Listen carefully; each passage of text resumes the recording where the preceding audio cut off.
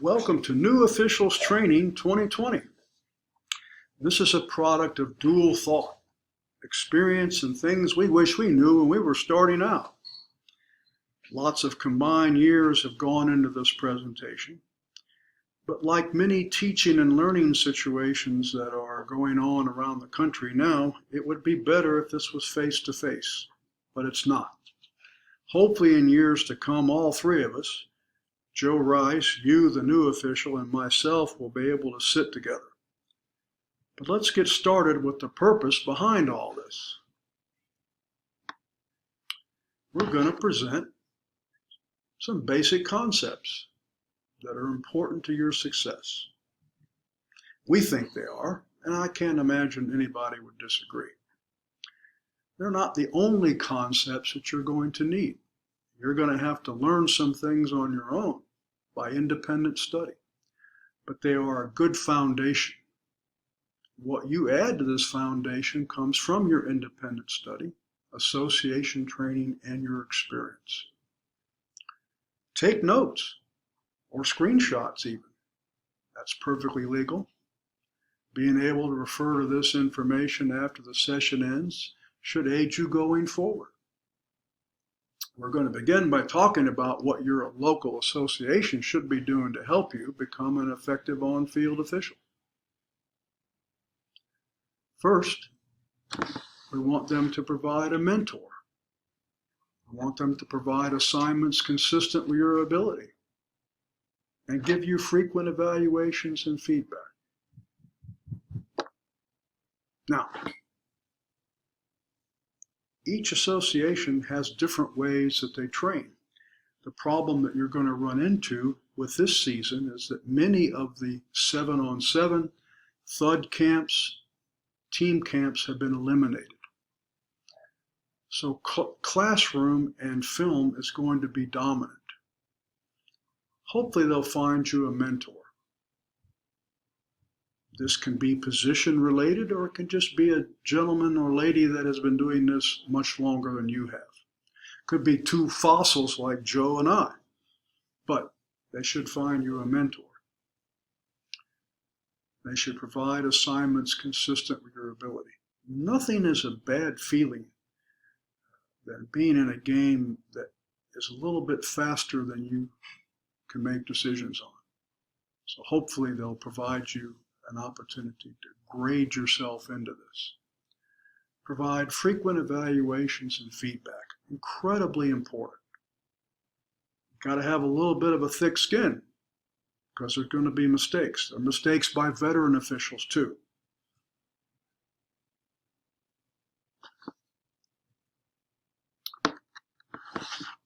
All sorts of association things like penalty flags and bean bags, and that'll be available. But the most important thing Joe and I want to get across to you is that shoes are not recommended to be purchased online. This is the most critical piece of equipment you have. In fact, we recommend that you have 2 pair of very comfortable shoes. One set for rain games, the other for your regular season games. Try to break in both pairs over a season. I buy a new pair every year, and the previous pair becomes a rain set. Everybody recommends the Fox 40 whistle. They're not hard to find. And there's a list of other things that you will need, particularly a stopwatch with that type of function. It can be gotten at Walmart for $5.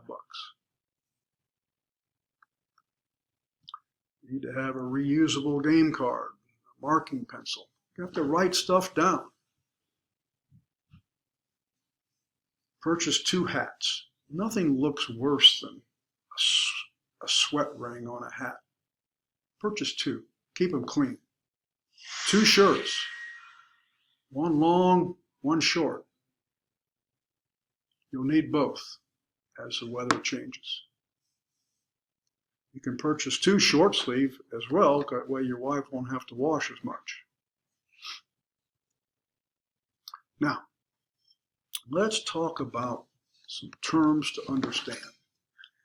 And this is going to get complicated because the language of football is different than what you hear from the announcers on Saturday and Sunday. You're going to hear some terms that you've never heard before, and we'll try to equate them to familiar phrases that you are hearing. First, a live ball. This is a ball that's in play after a legal snap or free kick. The ball may be passed, kicked, or carried by a runner. The key here is that there's live action with the ball. You can see the rule reference there. Then there's a dead ball. This is a ball not in play. That's fairly simple. Loose ball. A little bit more complicated here. It's a pass, a fumble, or a kick. A backward snap is a loose ball. A loose ball may be in flight, like a pass or a kick, or it could be grounded, like a fumble. A rule reference is noted there. Rule 2 is a good place to find all these terms. I suggest you start there with some of your independent study. Now, look at all this. This is what we're going to talk about today. But notice the language. Possession, ready for play, formation and numbering, shift, motion, encroachment, false start. Those are football terms that aren't commonly used in everyday language. We're going to try to break all that down for you and make it simple. But when you hear line to gain, you're going to go, what is that? Well, that's where you got to get to for a first down. Once again, the language of football is going to come into play. So let's talk about the first one, possession. Now, a live ball is always in possession of a team, always. And it's either loose, like a fumble, a pass, or a kick, or in the possession of a player. Even if it's loose, it's still in the possession of a team. Now, how in the world do you lose possession of the ball?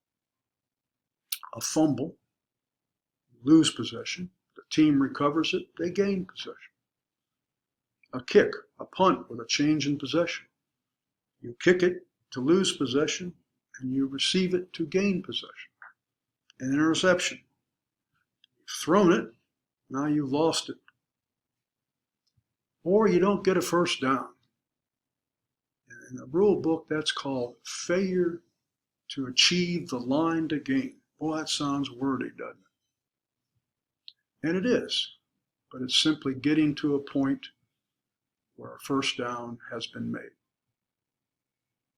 You lose possession if you don't do that in 4 downs. Line of scrimmage. Well, that's probably a phrase that you're familiar with. But actually, football is played between 2 lines of scrimmage. There's the offensive line of scrimmage and the defensive line of scrimmage. And it's divided by a neutral zone, the length of the football. The neutral zone and the line of scrimmage that are associated with it are established when the ball is ready for play. Now, what in the world does that mean? In high school football, there are 2 types of ready for play.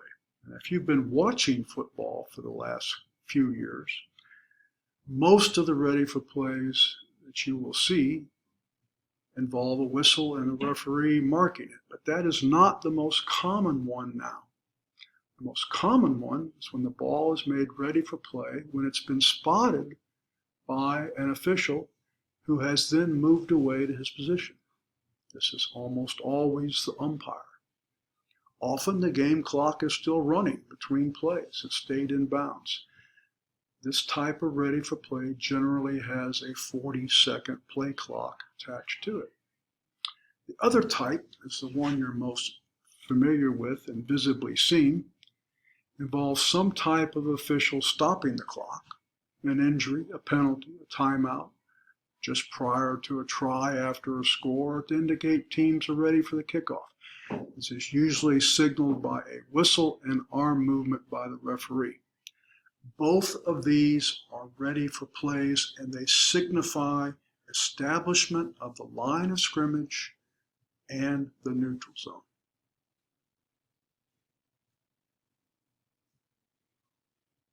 Now, why is the ready for play important? Because it establishes the starting point of a down. Now, let's get even more complicated. Players. Who are those 22 people out there? Why do we have linemen and backs and kickers and fullbacks and receivers and linebackers? Well, you have a position, and so do they. We could read the definitions from the rule book, but you need to invest some time in here. When we talk about linemen, we refer primarily to an offensive lineman only. Defenders can be on the line of scrimmage, but are not referred to as linemen as a separate definition in the rule book. There's one for backs, kickers, passers, defensive player. This is especially important who is on the line of scrimmage and who is in what's called the free blocking zone. We'll have more on that later in this session. There are others covered in the rule. This is not a complete list, but these are key to formation recognition. You must know what a back is, what a lineman is. Essential. Now, regardless of what position you work, wing, deep, umpire, you're going to be counting either the offense or the defense prior to every single play. Each team is allowed no more than 11 players, please. The offense must have a minimum of 5 players on the line of scrimmage, numbered 50 through 79, for a routine scrimmage play, which is either a run or a pass. In your mind, please note the number requirements change for punts, tries, and field goals. And the down punts and field goal downs are attempted also have changing number requirements. I didn't say that real clearly, but if you're going to punt on third down or kick a field goal on third down, then those number requirements change. There'll be more on that you'll learn in independent study. Equally important is that the offense can have no more than 4 players in the backfield, regardless of the formation or down. Now, that requires you knowing what a back is and what a lineman is. Well, what happens when we have a play? What must happen? We have to have a legal snap. It's a quick, continuous backward motion of the ball that touches a back or the ground before it touches an offensive lineman. That's the rule book definition. You probably visualized in your mind or watching television thousands of snaps and don't think much about it, because by and large, in every game, in every season, these go off without a hitch. Now, what may happen after you snap the ball or just before? You can have a shift. That happens before you snap. Motion. That happens before you snap. A false start. That definitely happens before you snap. Or we have encroachment or offsides. All of these things can happen, and we're going to show you some examples of that.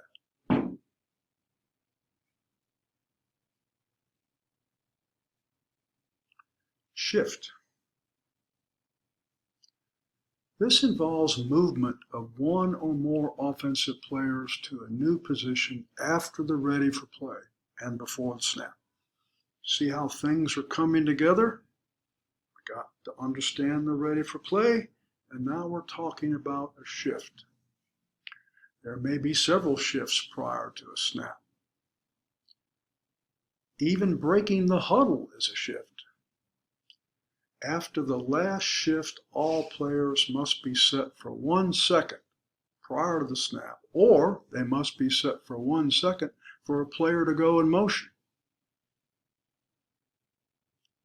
Critical. The last shift must be separated from the rest of the action by 1 second.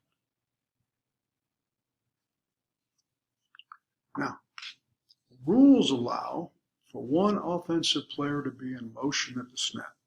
It's kind of fun to watch those little guys start running along the line of scrimmage. But by going in motion, they're trying to create an advantage.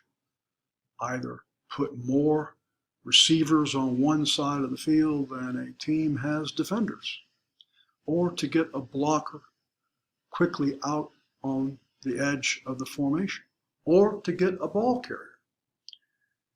So motion is very common. To be legal, it has to be parallel to or away from the line of scrimmage. It has to avoid action that simulates a snap.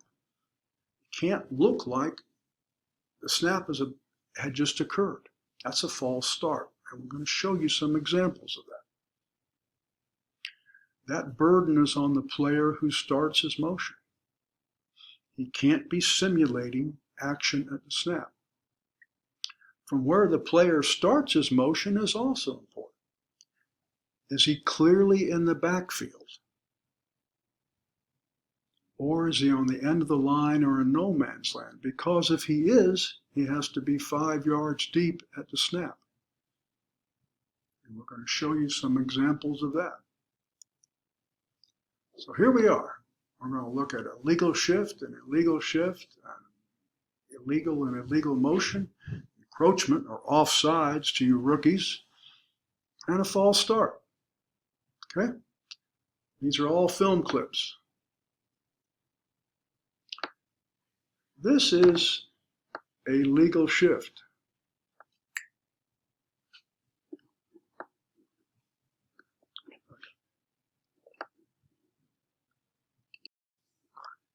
In this film clip, we're going to show you a legal shift. Remember that shifts can involve more than one person, right? Well, watch this. There they are. They've lined up, quarterbacks under center. They've shifted down. No, look at that. They shift out again. Then one even goes in motion. He's going to be the ball carrier. There's a lot of legal movement in this film clip. At least 2 shifts and then motion. And as a young official, depending upon your position, you've got to sort all that out. Now, let's show you an illegal shift, and let's see if you can figure out what's illegal about it.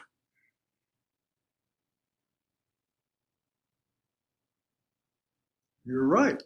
There wasn't a clear 1 second pause between the shift and the snap. In fact, I think the tight end that shifted over actually was still going down at the snap. Let's watch that one more time.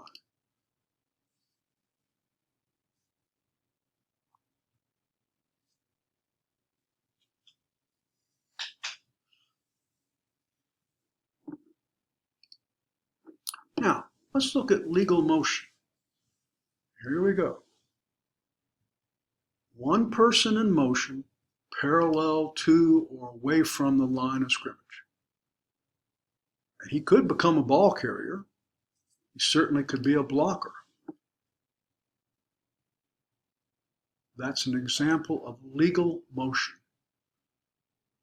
Now, here's an example of illegal motion, and an illegal block, I might add.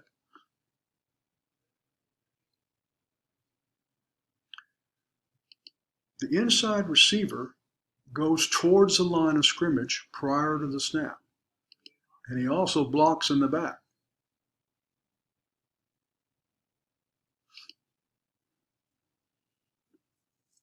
All right, let's go to encroachment, offsides, if you will. Whoa, it's a jailbreak. Clearly, that's a defender that has gotten off sides prior to the snap. Encroachment. Now this is a false start. This is another jailbreak. But watch how many people move on this.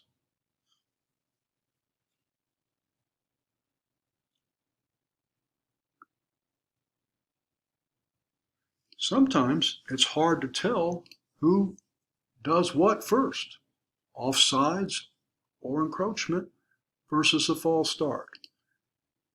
Sometimes crews have to get together and talk about it. This is an example of a false start that happened first.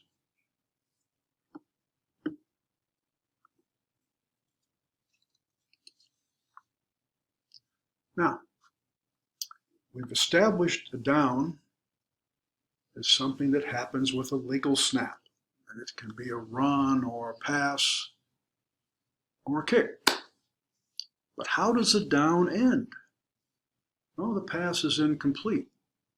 If the pass is caught, then suddenly it becomes a run, at least for a brief period of time. If it's a run from the start, it ends when the runner goes out of bounds or is downed in what we call tackled, common terms, in the field of play. Or it can end in a number of other ways that are listed in Rule 422, which is your first independent study assignment. But for today, a runner goes out of bounds or is downed or tackled in the field of play.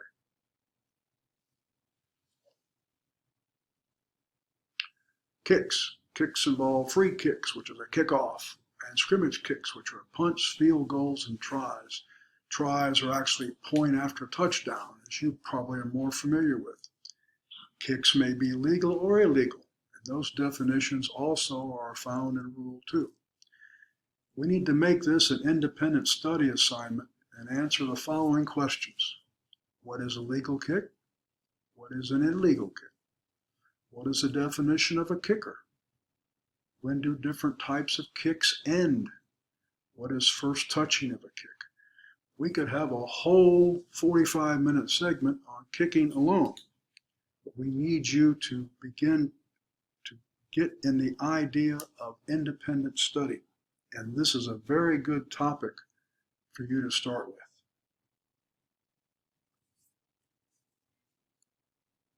So going back to how does a down end? When is the runner down? Well, if he's tackled, lying there on the ground, that's a pretty good indication. But if any part of his body besides the hands or feet touch the ground, the runner is down. Wrists and ankles are part of the hands and feet. So if he is running with the ball and he slips and his knee hits the ground, he's down. Or if his forward progress has ceased. And this is an important term. We're going to have a whole session on that. So that's what makes a runner down. What makes a runner out of bounds? Oh boy, this gets complicated. A player, including a runner, so any player, is out of bounds when any part of his body touches anything other than another player or game official that is out of bounds. Anything other than a player or game official that is out of bounds. So if you touch a coach running by him, you're out of bounds.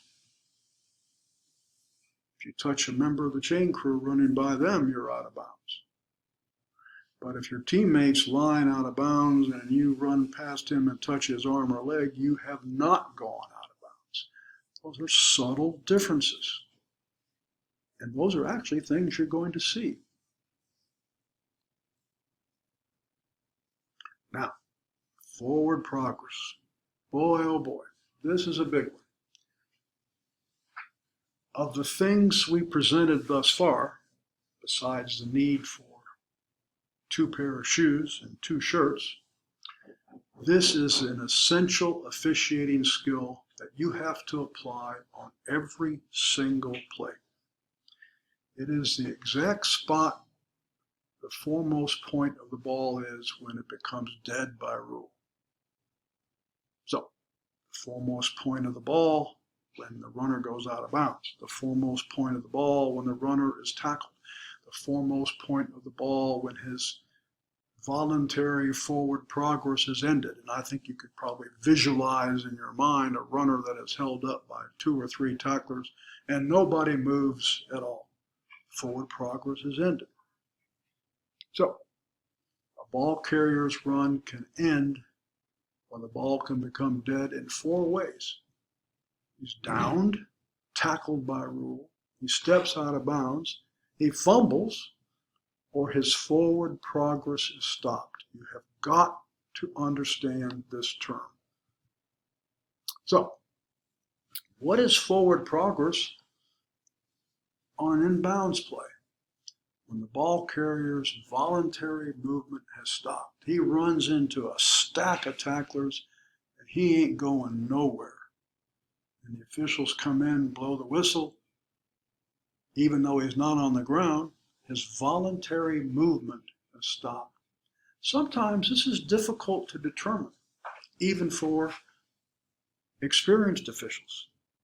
You're going to see in some of your film training and probably watching on television that it seems like a whistle is delayed, even though you personally see the player's voluntary movement stop.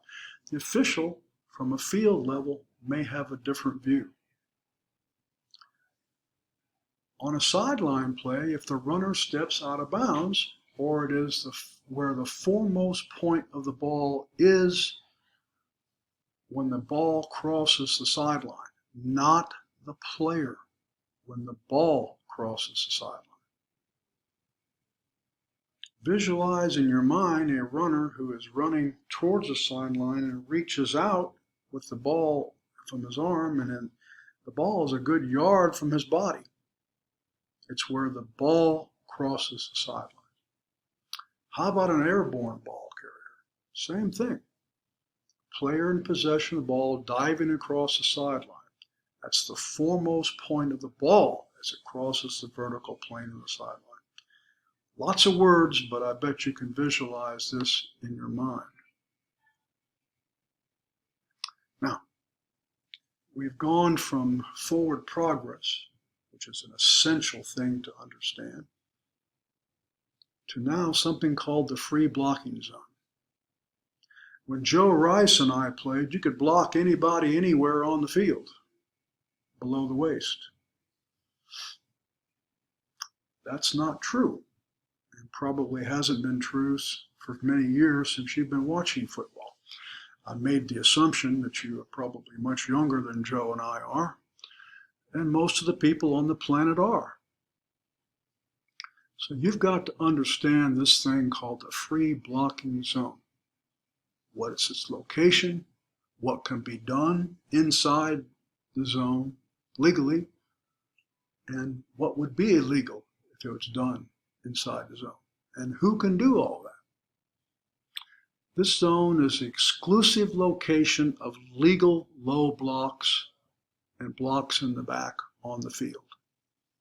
That almost sounds like a contradiction, doesn't it? But you can have a legal block below the waist and a legal block in the back under certain conditions in the free blocking zone.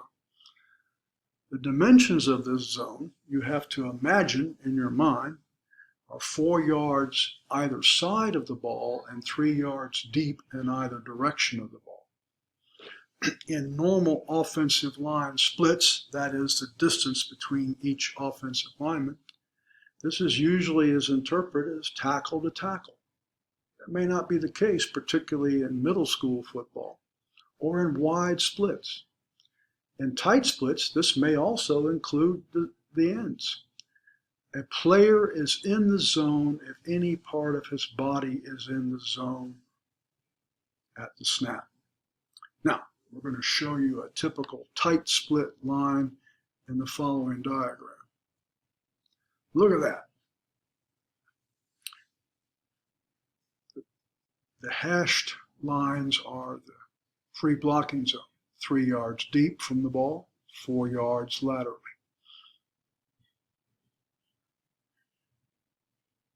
That's a big area, but you sometimes have to visualize it from the sideline to be an official, or visualize it as an umpire yards behind the free blocking zone, or a referee yards behind the free blocking zone. While this is a simple diagram, this is not a simple concept. Some key definitions. Boy, we keep using those, don't we? A player in the zone, when any part of his body is in the zone at the snap.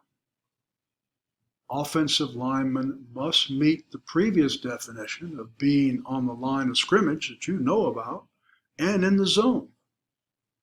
There's interaction here with definitions both in the rule 232.9, which is a lineman, and 232.14, which is a snapper. Defenders are considered on the line of scrimmage if within 1 yard of the neutral zone at the snap. So a blitzing linebacker or even a safety could qualify for being a defender on the line of scrimmage. Player in the zone, offensive linemen must meet multiple requirements, and defenders. Now, what can you do in the free blocking zone? Who can you do it to? And who can be the culprit? Clipping anywhere on the field is illegal by anyone in football. That's even going for a football that's been fumbled. You can't clip chasing that down. Clipping is exclusively illegal everywhere. Now, blocking in the back. In routine situations, that's also illegal, but in the free blocking zone, it can be legal by offensive linemen if the opponent was in the zone at the snap and both the ball and the contact occur in the zone. You could have a guard go out and drive a linebacker who is in the zone at the snap by blocking him in the back, drive him across a hole. It's not common, but it could be done. But the more common thing is a block below the waist. This is legal by a lineman who is in the zone and on his line of scrimmage at the snap. The contact is in the zone and the ball is still in the zone. Holy cow, we got to check all those off, don't we? Yes, you do. It's a lineman who is in the zone and on his line of scrimmage at the snap. Contact is in the zone and the ball is still in the zone. And it's against an opponent who was on the line of scrimmage at the snap. And for a defender, that's within 1 yard of the neutral zone at the snap. Holy cow. You got to separate all that out? Yes. And like most offensive plays, interior line play is difficult to visualize, but we have to do it. Chop block. A combination block is illegal anywhere by 2 or more teammates against an opponent where one causes contact at or below the knee and the other one blocks above the knee. These are hard to see. The best view is by the umpire, but even then, there's often visual interference. And offenses disguise these. That's their intent. Clipping is illegal anywhere. Blocking in the back, blocking below the waist can occur in the free blocking zone under certain conditions that you must learn. A chop block is an example of an illegal block in the free blocking zone. Now, we keep talking about the ball location. Oh boy, one more thing to check off. The free blocking zone ends, disintegrates, disappears, falls apart, or goes into oblivion when the ball leaves the zone. And this can be done in several ways: the snap, a run, or a pass. Now, this creates a special problem for the type of offense that you're most commonly familiar with now. Nobody did this when I played, but now everybody runs the spread or the shotgun. So special provisions to the rule have had to be made because with the snap, the ball leaves the zone. And we've been emphasizing ball location all along. So what's unique about the spread offense? The free blocking zone rule was originally designed for the quarterback under center. I remember when it came in. Usually it was for tight splits of the offensive linemen that we've shown in the earlier diagram. The ball almost always stayed in the zone after the snap. In some instances it didn't, with a rollout or a drop back pass or a tall sweep or a pitch. But even handing the ball off by a quarterback under center, the ball carrier often received the ball in the zone and stayed in the zone for quite a while. The spread changes everything. It changes the timing, the duration of the ball in the zone to almost an immediate departure. So adjustments in the rule had to be made. And Georgia has made some individual adjustments that you'll have to learn. Now, the below the waist blocks that we previously described can occur in the spread formation. That's the formation without the quarterback under center, the so-called shotgun or pistol formations. And those can occur in Georgia with the following restriction. The action at the snap must be immediate. There can be no delay in forward movement or movement towards the defender. For instance, taking a step back as an offensive lineman or even waiting for the defender to move toward the offense is a delay and makes blocking below the waist in the spread illegal. Also, and this is an odd one, but you've got to understand it, the blocker must be in a 3 or 4 point stance. He cannot be in a 2 point stance because of the built-in delay that comes with that. So he has to have one or both hands on the ground. Essential that you understand all of these things. The lineman stance, the timing, where the ball is, where the contact occurs, and who the contact occurs on. Who made up all these rules? Sounds crazy, doesn't it?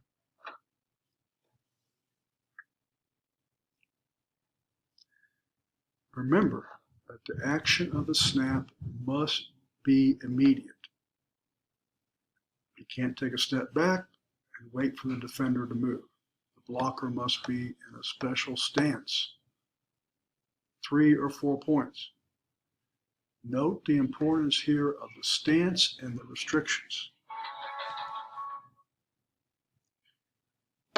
Now, this is a table we hope will clarify what is legal in the free blocking zone.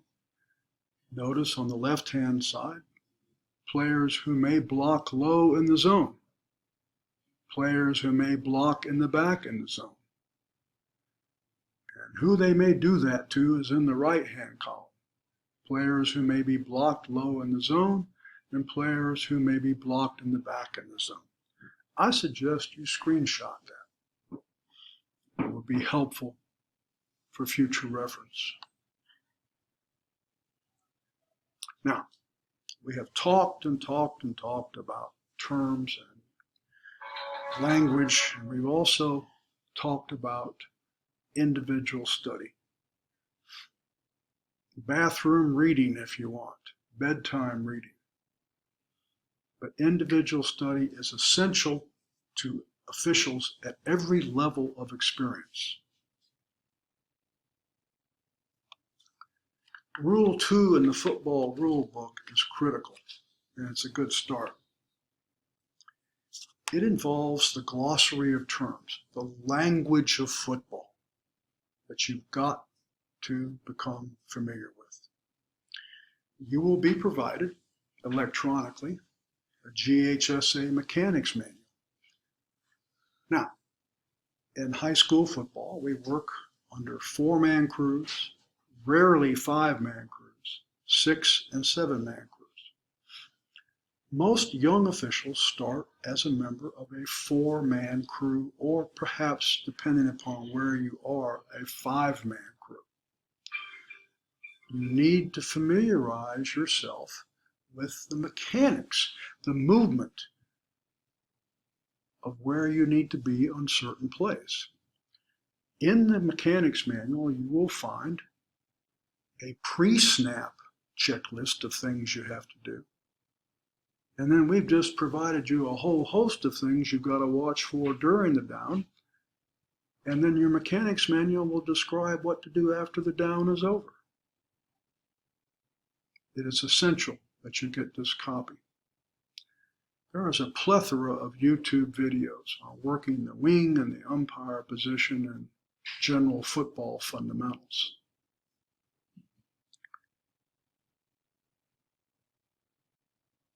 YouTube videos are available for formation requirements, shifts, and motion.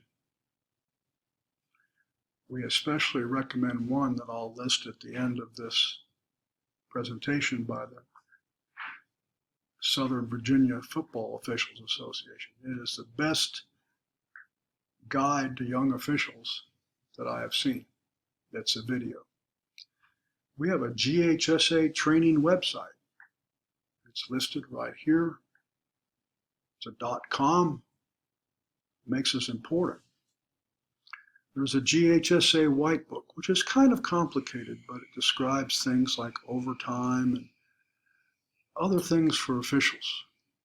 And keep in mind, this year there's going to be changes that none of us anticipated because of the virus outbreak.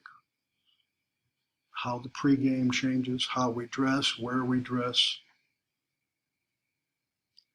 There is a Bible that comes with football officiating. It's called the Reading Study Guide to NFHS Football Rules. I strongly recommend this book. It's about $35. Excellent investment. In just a few seconds, you'll be directed to a quiz.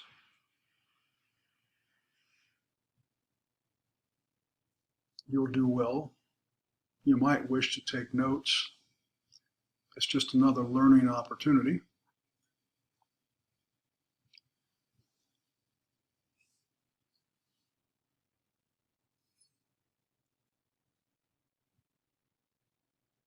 I appreciate your time and effort on this, and good luck with the quiz.